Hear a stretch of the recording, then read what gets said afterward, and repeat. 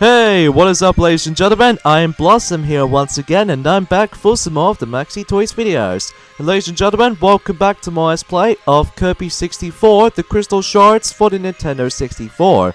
So, last time we actually did manage to completely done with World 2 and now see forms of Rockstar, even though despite the fact I did manage to get done through some of the backtracking moments by the forms of combination powers we do need to mandatory use. And today for this episode is the fact that we're going to be hit off to the next world in this game, but in forms of the Aqua Star, which it basically functions may actually be, you know, just like how it does in the forms of Ripple Field in both Kirby Dream Land 2 and especially in Kirby Dream Land 3, this is the forms of a water-themed / tropical themed setting, which even then, the first level we have right there, sorry for a little bit of a tangent right there. Here we are on to the actual beach level / tropical theme setting, and as you can see on this little bottom part of the screen, my border font is actually gone completely different, because as you can tell already, this game actually introduces the customizable fonts, or in this case the actual layout. Basically, there are 5 different styles of fonts you can able to use. Like, you know how the fact that in the previous 2 parts of this particular Let's Play, we actually used the default one. But now, in this particular episode, I'm actually going to be using a different border this time around. Which is, I believe, is more likely something to do with, like, a light blue setting by the forms of that specific display. So I thought that it might be fits really well for the actual tone of the actual thing itself. But apart from those side of things, it's a pretty cool welcoming addition by the forms of the statical visual changes by the forms of the actual HUD itself, or the actual UI of the actual game itself. So basically, as you can see right now, I've got myself a combination power between the fire and the cutter, which basically allows me to able to actually keep a hold of is the flame sword, which even though you can actually use that for a multitude of directions, but either you can able to use that for just, you know, horizontal slashes, or you can able to actually hold it up or to stick it up, and then you would able to actually deal with the enemies from above, which I think is actually really cool. And then it might actually do the exact same thing once we're able to get ourselves the latest combination power. Oh, we got ourselves these particular obstacles. Yeah, these particular obstacles right there makes a return ever since during the likes of in Kirby's Dream Land 3. Although they function the same way as how it does in Kirby's Dream Land 3, because, you know, this game takes place after the events of Kirby's Dream Land 3, because if you know, Dark Matter's been returning. So, I should probably explain the plot a little bit, and during the forms of whenever we decide to concentrate on this. Apparently the plot in this game is basically focuses on the round, and the forms of usually takes place in Ripple Field. And basically there are a whole bunch of fairies, including the likes of Ribbon, including her mother. And basically what happens is though, is the fact that the Dark Matter's collusion did manage to able to actually come back again, but this time they're trying to conquer Ripple Star instead, rather than just Pop Star, because I'm pretty sure Pop Star is pretty much safe for now on though anyway, so even then though, yeah.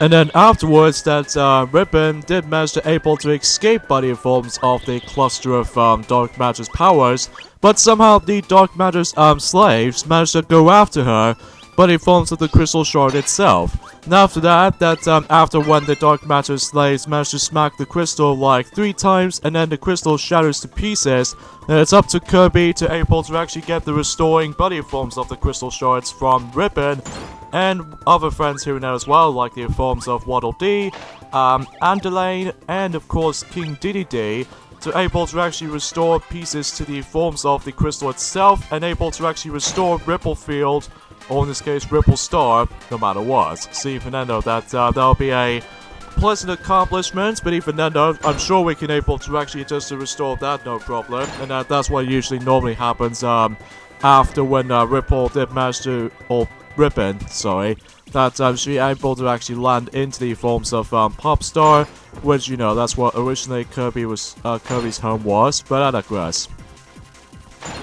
So the reason why, as you can tell right there, we've got ourselves our next mini fight, we need to use a combination of both the snowman and the bomb, because the reason why we need those 2 combination powers is because, well, not only just for the sake of the easiest pattern of this particular boss fight by the forms of this particular mini boss.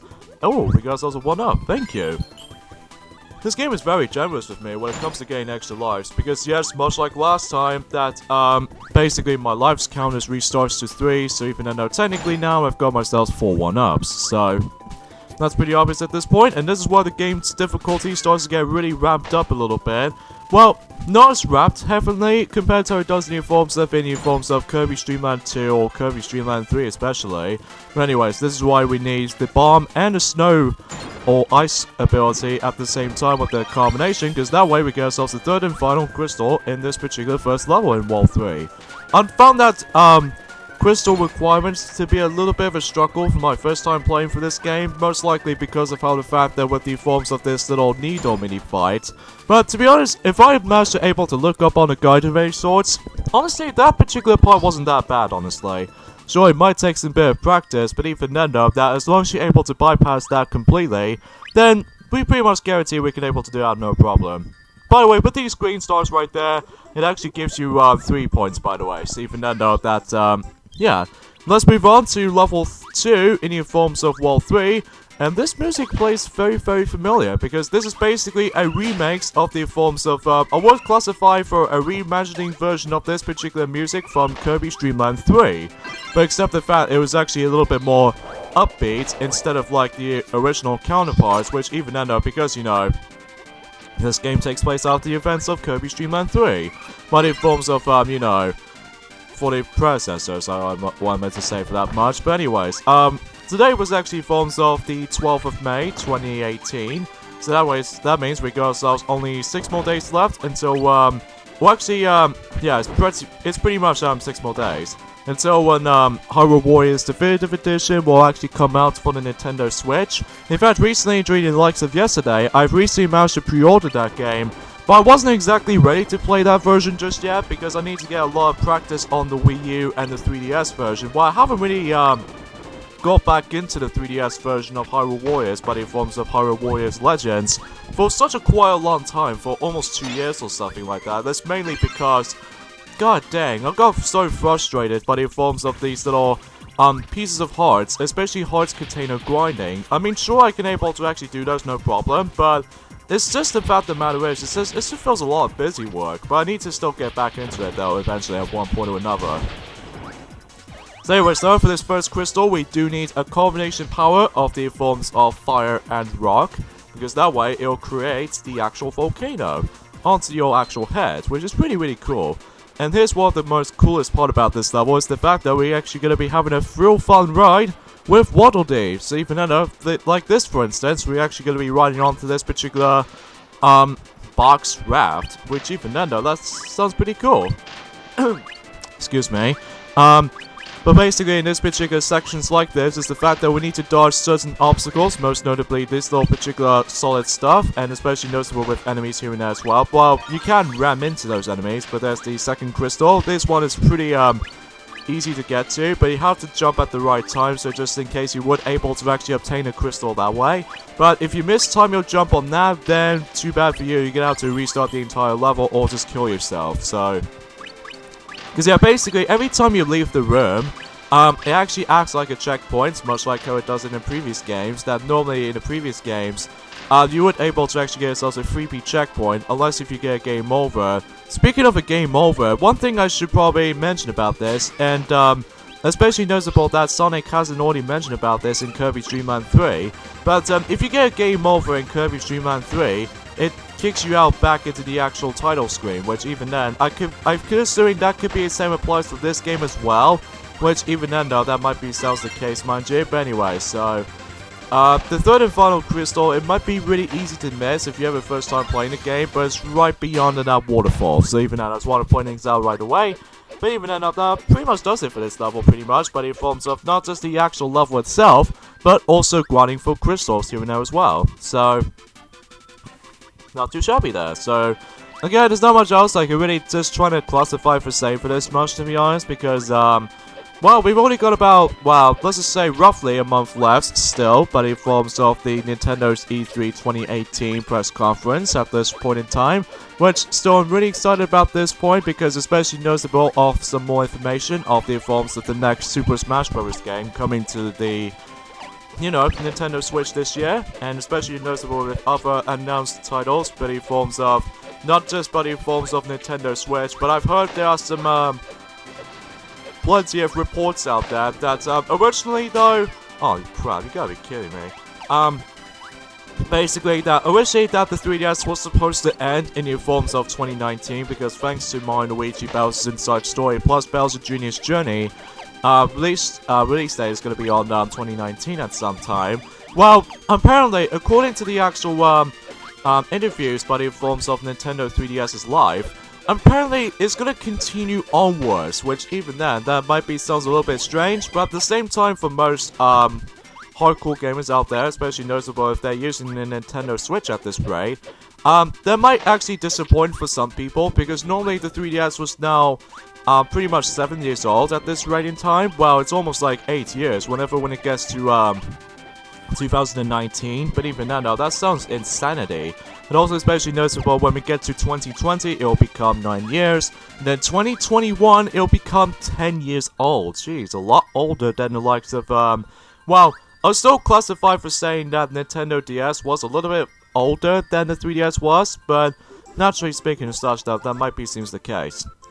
Anyways, now we move on to level 3. So in this particular level, I really do like the beginning part of this level because we're actually going to be exploring the actual sandy beach, which that does feel pretty cool though, especially noticeable in this very end of this particular section because, well, you'll see why since we're able to actually proceed on forwards from this particular level alone. So, naturally speaking, that it makes the incredibly looking, cool looking visual structurally as far as the actual game itself. Anyway, sorry I can't speak today, folks, because even then, one thing I should probably mention is that I recently managed to have myself my chicken, but it forms off during my dinner time, so, just want to cloud things out. Oh, I really do like this part. Not only does it contain like these sand castles, but also the elephant slide, which, sure, I kind of wish there was actually a sandy playground or what have you, which even though that would be very, very pleasing to the eye, especially noticeable if this was all reality, then that would be pretty cool, but except the fact that while sand doesn't last very long, well, at least as far as I'm majorly concerned about this, unless if there are some, you know, construction workers usually done with the forms of sand work, even for the actual, replicas of the forms of the actual same buildings as far as how it does it from between reality and the cartoons, most notably by the forms of the, well, the replica image by the forms of the Simpsons home, by the forms of not only the cartoon version, but also, the realistic versions of it, I think. So anyways, back as what I was saying about this level, as you can tell right there, we do need to get ourselves not one, but 2 different combination powers, because the first one we do need to obtain, though,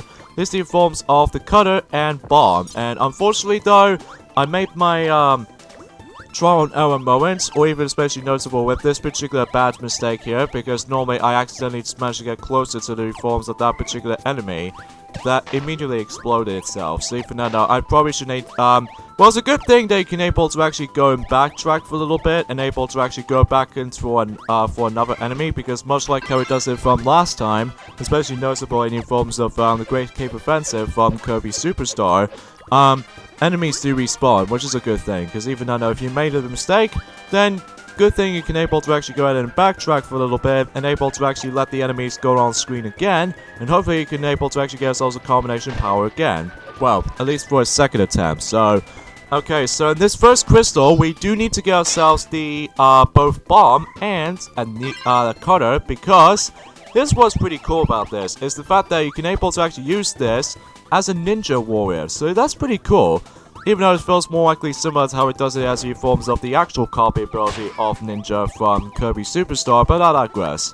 Except you can't able to actually stick on walls or anything like that, so it's basically just a ninja star throw, which I think is actually pretty cool. And basically, since we got ourselves the both bomb and cutter at the same time, we can then actually enter this alcove there, and you see this little color palettes, that's how you get yourselves the first crystal. And I believe the second crystal is not that hard to get. I'm presuming you have to deal with the mini-boss.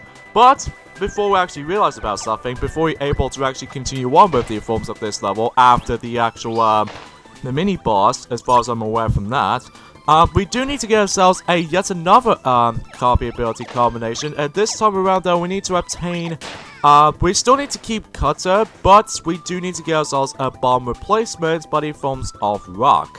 And the reason why we do need both cutter and rock at the same time, because Well, first off, there's a rock-based enemy right there, which we can kept.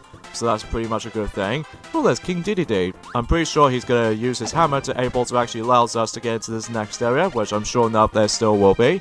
So now we need to get ourselves a cutter ability, which is not that far from here until we're able to get ourselves probably the most coolest combination powers as well, which even then though, you can definitely tell why when we actually get towards that kinds of stuff. So there's the cutter ability enemy right there, so you have to wait until when this attack finishes, and we can able to actually suck that up, and there we go. So that way we can able to actually use that, but I'm not going to use this just yet because the second crystal is going to be located down here. And by the way, ignore the fire enemy because we don't need that. Because we need to use that specific Kirby ability right there. And as you can see there, I'm actually transforming into ourselves into the reference to the forms of Kirby Dream Land 2 and 3, body forms of the animal bodies, in stone forms. Like with forms we have got ourselves familiar friends, body forms of Rick the hamster, Kind the fish, Ko the owl, and Pitch the bird. And also Choo-Choo, I would say the octopus, and also Nico the cat, which is really cool. So that you can see that how the fact that we actually got ourselves our 3D debuted in new forms of those particular animal friends. It's just a really cool reference, or the actual cameo appearance or something like that. But anyways, yeah, since we've got ourselves our second crystal, and this is a good reason why we do need to get to both rock and color because of this section. Now you're probably thinking that you would able to actually go all the way up normally, but you might be wrong because even then though, we do need to able to transform into ourselves a stone version of Rick the hamster, because you remember back in the forms of Kirby's Dream Land 3, that normally his ability is he can able to actually climb up to wall and stuff like that, which I found was really cool. Well, we do need to use Rick the hamster transformation until we're able to actually go all the way up. Sure, it's a little bit of a long, drag out, crystal to obtain though. It might take about like 11 seconds roughly. But if you manage to able to actually time your jumps correctly, then you would able to obtain a crystal that way. So, pretty cool though. Especially noticeable how the fact that you can able to actually use that from almost an instant. So, and I think that pretty much does it for the forms of level 3 in the Aqua Stars. So now let's go ahead and just finish off the main level itself. Now we can able to move on to... Oh, you kidding me? Oh, how come I got stuck there? Oh, jeez. What's wrong with you? Anyways, though, so let's go ahead and just dodge those spiky looking logs, which much like how it does in the forms of the second level in Aqua Star. But except the fact of the matter is that if you manage to land on those particular wood planks platform, you would expecting that this thing tilts itself. So yeah, that's what I can tell for that part. So there we go, that concludes this level done, and let's see what reward I can get. I have nothing! Jeez, my bad timing is so a little bit off there, and how come everyone else gets food rather than me? Gee, wonder what they were. Anyways though, let's move on to the fourth and the final main level before the boss in this particular world. Here we have level 4 in Aqua Star, and basically this entire level is most likely focusing on underwater because, well, we're going to be spending most of our time underwater right there. So, and I'm almost going to be dying here because even I know that if I do die, then this will be my first ever death of the entire playthrough, which even then, or in this case in this let's play rather, because normally in the actual games itself like this, especially noticeable in these games nowadays, but in forms of, you know, Super Mario Bros. The Lost Levels, and especially noticeable in any other retro gamings out there. And normally there are a few moments when I occasionally died at one point, which even then though, that doesn't usually happen from my perspective wise, but most of these Let's Players out there, most notably in the Sonic Let's Plays or something like that, well, to be fair, I don't think I normally die too many times in the forms of some Sonic games, most notably in the forms of occasional moments in Sonic Mania, whenever I just accidentally spin dash in the forms of the actual tornado sequence in Mirage Slalom, in the forms of in Act 1, but in forms of not just for Sonic, but also Tails as well, because except for Knuckles though, because he takes into a different route, into the forms of, you know, Mirage Slalom. Speaking of Sonic Mania, is the fact that unfortunately I don't have myself my digital download version of Sonic Mania anymore on the Nintendo Switch, because I know you guys are probably thinking that you can still keep the forms of the digital download version of Sonic Mania, but The thing is about this point, folks, I'm more stuck with the forms of physical releases still, but in forms of, well, just for the sake of, like, Nintendo Switch stuff, PlayStation 4 stuff, and even especially most of these consoles in general, because I'm really not a big fan of how digital downloads only, that specifically if you accidentally deleted everything, then you lose some of your own data, especially notable for my white Nintendo Wii back in the day in the forms of in 2010, because I've pretty much lost everything, but in forms of not only save data on some Wii titles, but it's also because of the actual virtual consoles I actually lost them all. So, well, at least we actually rebought them again, which even then, that might be sounds a little bit of more likely a backstory of any sort, but anyways. Alright, so the second crystal is going to be over there, and this is probably the most trickiest crystal to get, because as soon as you're able to jump off on this particular pole, that's... Oh, please don't tell me I just missed it. Yeah, it's missed it. Yeah, because normally you only have like one shot to do this because of the actual water current. Very much like the ones in Blue Marine Zone from Sonic Blast. In fact, let me just go ahead and say right now, I'm actually going to take a risk and just take the first step of this playthrough, because I just don't know why I just do that, because, well, good thing though is the fact that if you accidentally died there, you would able to actually respawn whenever you exit out the actual exit, or in this case just move on to the next room. So there you go folks, there's the first step of this game. So I would expected to see that coming, but honestly I just want to get that crystal so badly, because I could be bothered to actually replay the level again, because first off it feels very much like Blue Marine Zone from Sonic Blast for the sake of Game Gear.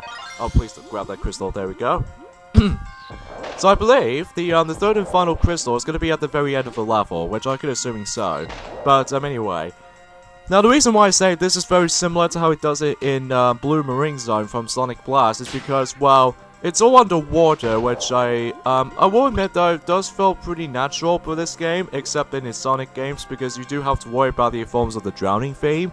And this level is incredibly long though. I mean, a little bit longer than the first level or any other levels for this matter. And you have these stupid wind currents that'll just blow you in certain directions. Like, you just have to land.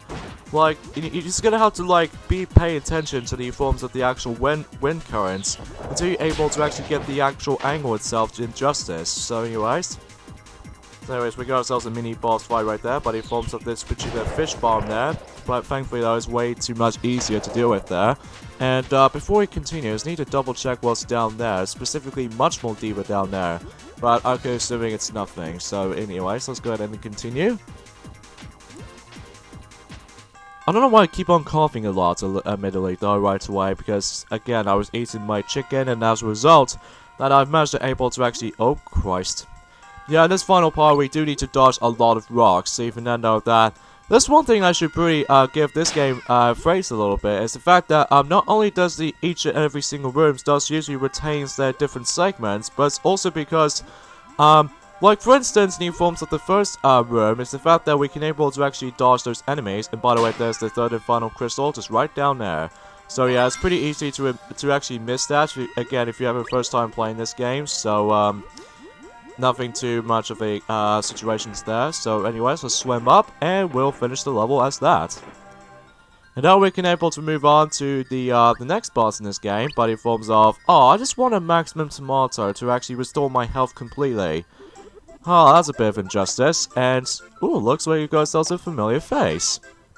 In fact, we have ourselves the returning boss from Kirby Dream Land 3. This is the forms of Aqua, the whale, which even though that what he does normally is the fact that he swims around, spits out these little projectiles at you, but even though you can normally do that in Kirby's Dream Land 3, except it improves a lot better this time around though, because you can now actually suck up some of these projectiles in the underwater this time around though, which is really awesome indeed. And of course, since I'm going to be still using my copy ability from now on, which is the forms of the bomb, so even though it just makes this fight a lot of a joke. If you think this boss battle was over, well, it turns out we got ourselves an auto-scrolling parts of this boss, meaning we're actually on phase 2. That means let's go ahead and deal with this particular Aqua, the whale, with a vertical perspective, which even then though, that feels a little bit different when it comes to that tradition, and yeah, he's not down yet. Because, yeah, in order to actually hit him normally, it's by the fact that we need to able to, you know, destroy it normally to suck up through some of these enemies and able to send the projectile back at him. So, yeah, it's pretty easy to do. Especially noticeable if you keep your copy ability with you. It just makes this boss fight really, really ridiculously easy, in my opinion. I mean, sure, when we actually get into level 5 and onwards, things can get pretty tough and when it comes to boss patterns and all that stuff. The only boss I found was a real pain in the bum, though, was the 5th boss in the game, in my opinion, just because you can definitely tell why when we get to that. So, anyways, let's finish up with the forms of Aqua Star, and able to get ourselves our Crystal Shard, and we're pretty much done here. So, nice one, Kirby. Nice one.